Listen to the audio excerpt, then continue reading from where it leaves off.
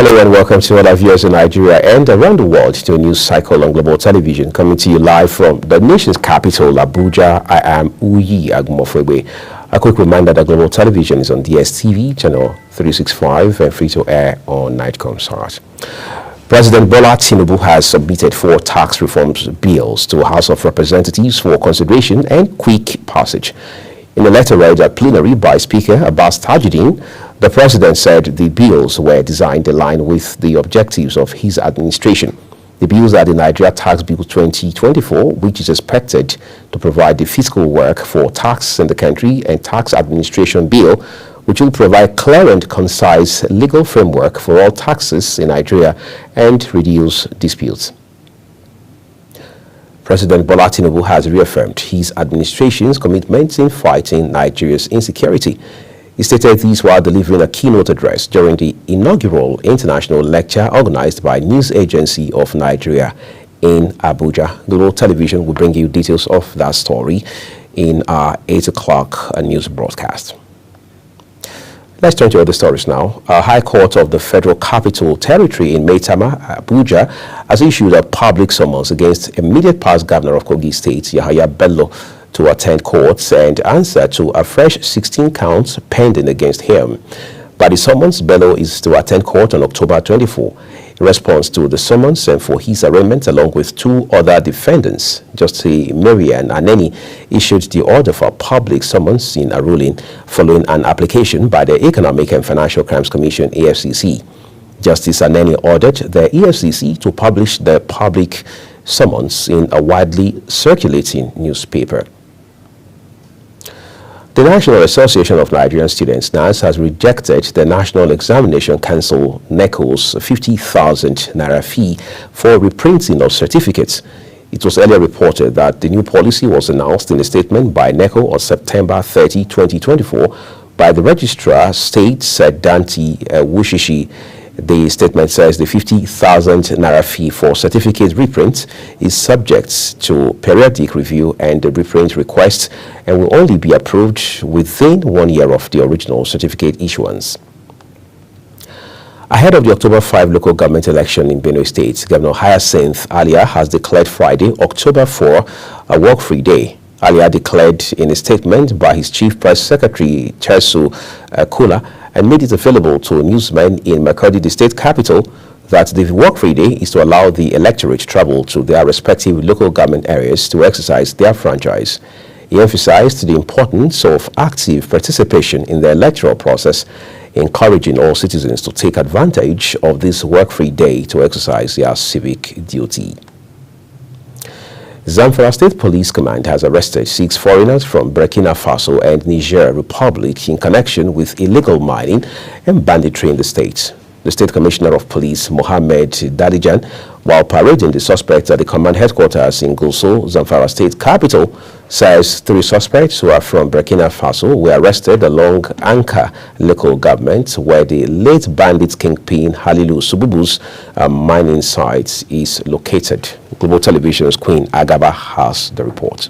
Police, Zamfara State, Mohammed Dalijan, noted that the suspects from Burkina Faso were arrested with some dangerous chemicals, including CNI chemicals, which they were using in extracting gold, while the 3 foreigners from Niger Republic were arrested with 3 locally fabricated AK-47 rifles and AK-47 ammunitions. The Commissioner of Police said 10 additional illegal miners from Talata Mafara local government with many bags of mineral processing chemicals were also arrested. For someone to leave Burkina Faso to come and enter our bush where our people cannot ordinarily enter, there is more to it. That's why I invited the federal mining officer so that we put the heads together and see what we can do about this ugly trend. He expressed concerns over the rate of irregular migration of foreigners into the country with the aim of committing crimes, while re-emphasizing his command's effort to ensure the ban of mining by the federal and state governments is fully enforced. For Global Television. Thank you so much, Queen. Imo State Governor Hope Uzodinma has charged Edo State Governor-elect Monday Okpebholo to ensure he fulfills his campaign promises to the people of the state. Here's a reporter in Imo State, Amarachi Ibe's story. This is the first time the Edo State Governor-elect Okpebholo Monday is visiting Imo State Government House after the All Progressive Congress APC won the election of September 21, 2024 in Edo State. The aim of the visit is to thank Governor Hope Uzodinma for the brotherly role he played during the election, as well as invite him for his inauguration that will take place in November 12, 2024. In his response, the governor... By the grace of God, 12th of November is the swearing-in. We know that you will be there to perform the role of a father, which you are to the progressive governors. In his response, the governor of Imo State, Hope Uzodinma, expressed gratitude for the visit and reminded him to fulfill his campaign promises to the people of Edo State. To do those things you promised during the campaign, to give Edo State a new look, to bring prosperity to Edo and development, and to justify the confidence reposed on you by the leaders of our party in Edo State and members of our party in Edo State, and indeed the entire Edo indigenes. Dignitaries present during the visit are Edo State Deputy Governor-elect Dennis Idahosa, Senator Adams Oshomole, and the All Progressive Congress Edo State Chairman. Hopefully, this visit of Edo State Governor-elect Monday Okpebholo to Governor Hope Uzodinma will bring a closer ties to the people of Imo State and Edo State. From Government House Owerri, Amarachi Ibe, reporting for Global TV News. Senator representing Borno South Ali Ndume has called on President Bola Tinubu to temporarily hire the services of those he called military contractors to wipe out the remnants of Boko Haram terrorists in Borno State. Ndume, who commended the gallant performance of the military and civilian joint task force, says they are really equipped to carry out the task of eliminating the remaining insurgents who operate within.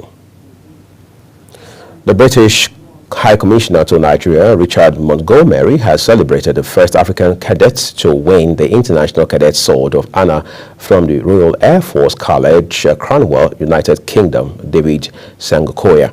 This was disclosed in a statement and pictures shared on X by the British High Commission in Nigeria. It was reported that in September, Sangokoya attended the Model Research Initial Officers Training Course 22 as a cadet from March to September 2023, where he emerged as the best international cadet on the course.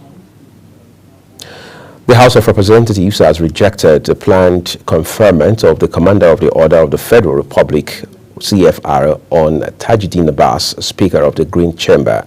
During plenary, the House says it is unacceptable for Tinubu to confer the Grand Commander of the Order of the Niger GCON honor on President of the Senate, Godswill Akpabio, and Kudirat Kekere Ekun, Chief Justice of Nigeria, CJN, while reserving CFR for Abbas. The House passed the resolution following the adoption of a motion of urgent public importance sponsored by Philip Agbese, lawmaker from Benue.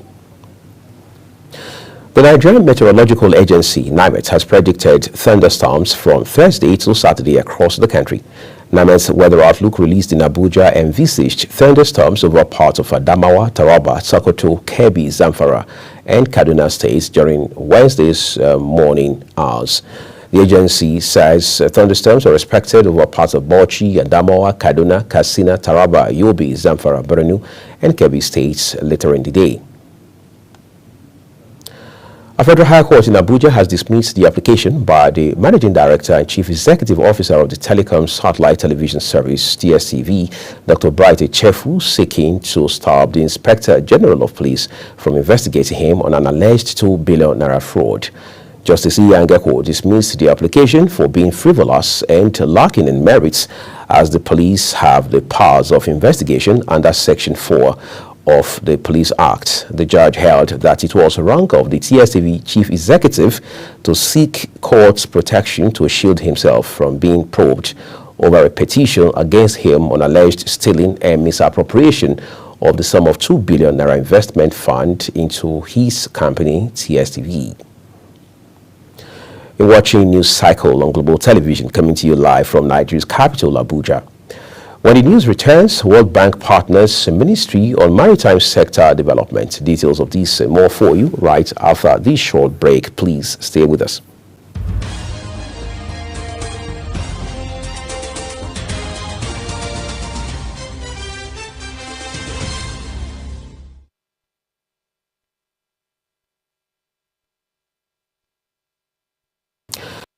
Television bringing you a live broadcast of the news cycle. Thank you so very much, everyone, for staying with us. In business, President Bola Tinubu has submitted 4 tax reform bills to the National Assembly for consideration. In the letter read during the respective plenary sessions by Senate President Godswill Akpabio and the House of Representatives Tajuddin Abbas, the President explained that the bills were crafted to align with his administration's goals.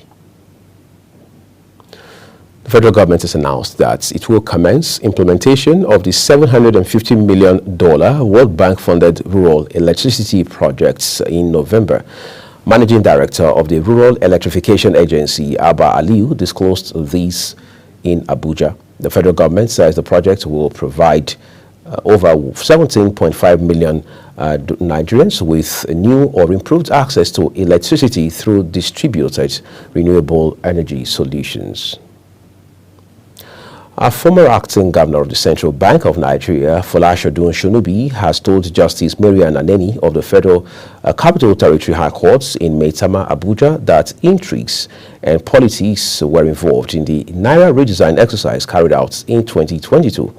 Shonubi, who served as the Deputy Governor of Operations before his appointment as acting CBN Governor and is now retired, appeared in court as a witness in the trial of ex-CBN Governor Godwin Emefiele. He claimed that the redesigned Naira note released by the CBN under Emefiele were different from what ex-President Muhammadu Buhari had approved. While responding to questions from Emefiele's lawyer, Olalekan Ojo SAN, Shonubi said the late 2022 Naira redesign exercise ahead of the 2023 general elections was fraught with politics.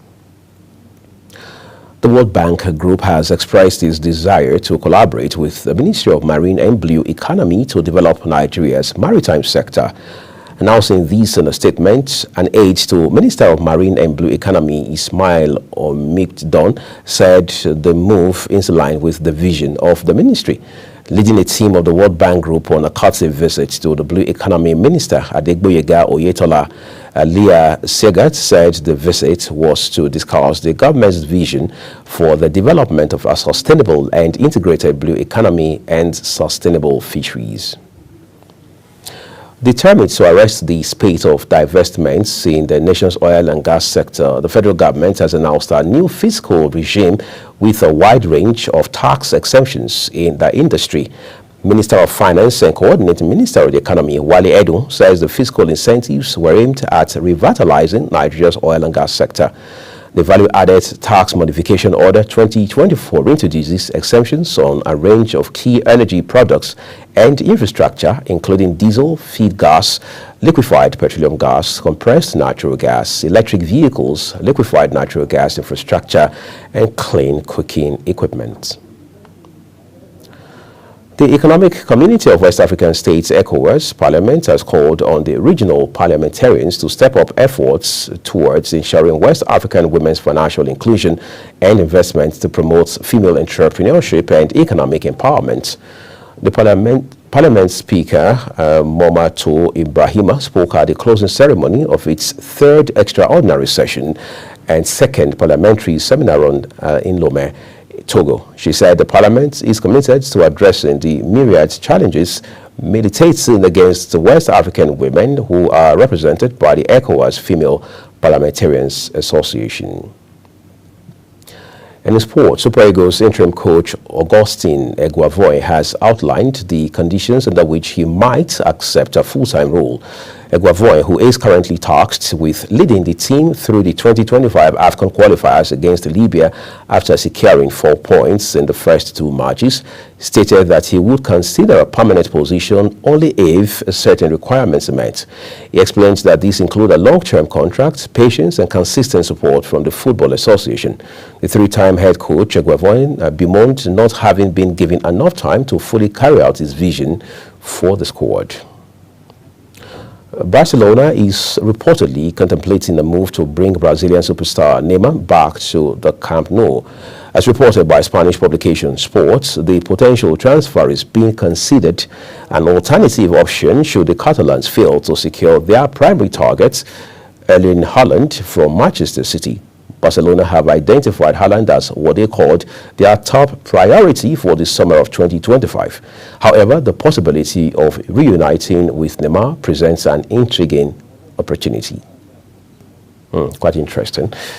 That's a full cycle on the news, and it came to you live from Nigeria's capital, Abuja, on Global Television. A quick reminder to all of our viewers around the world that Global Television is on DSTV channel 365, Star Times 276, and free to air on Nightcomsat. Kindly follow us across all social media platforms using the handle at Global TV NG, as well as other handles now showing on your screen.